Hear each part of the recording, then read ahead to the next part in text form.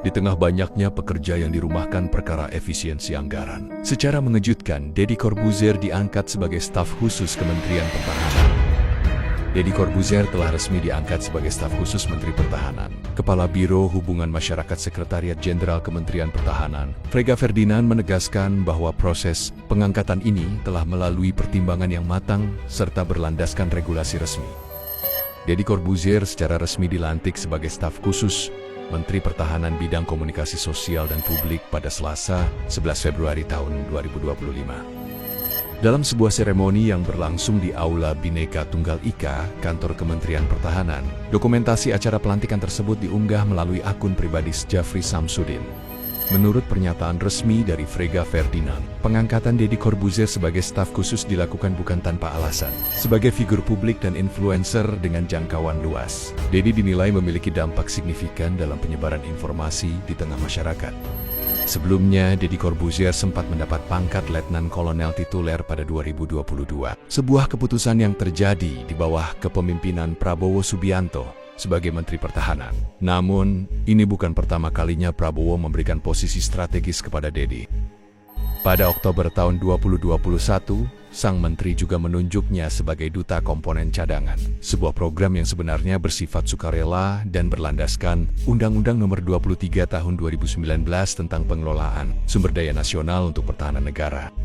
Penunjukan ini memunculkan pertanyaan, apa alasan dibalik pilihan Prabowo? Mengapa seorang figur publik seperti Deddy dianggap layak untuk peran-peran ini? Apakah ini sekadar strategi komunikasi publik, atau ada pertimbangan lain yang lebih dalam? Deddy Corbuzier mengaku merasa terhormat karena mendapat kepercayaan untuk mengemban amanat sebagai staf khusus Kementerian Pertahanan bidang komunikasi sosial dan publik. Ia menyampaikan rasa berterima kasihnya melalui akun Instagram pribadi. Dilantiknya Deddy Corbuzier sebagai staf sus Kemenhan sontak mengundang berbagai reaksi dari netizen. Tidak sedikit netizen yang memberi ucapan selamat dan mendoakan agar Deddy Corbuzier dapat amanah terhadap tugasnya.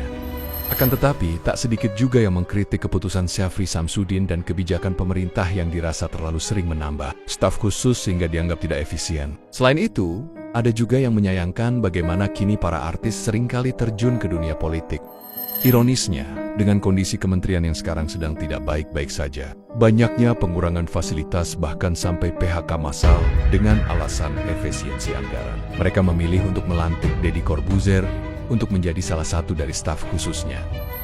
Selain Deddy Corbuzier, terdapat beberapa artis yang ditunjuk menjadi staf khusus. Pada Selasa 22 Oktober tahun 2024, Presiden Prabowo Subianto mengangkat Raffi Ahmad sebagai utusan khusus Presiden bidang pembinaan generasi muda dan pekerja seni di Istana Kepresidenan, dan Yovie Widianto didapuk menjadi staf khusus Presiden bidang ekonomi kreatif. Selanjutnya, Raline Shah ditunjuk sebagai staf khusus bidang kemitraan global dan edukasi digital Kementerian Komunikasi dan Digital Komdigi oleh Menteri Komdigi Mutia Hafid.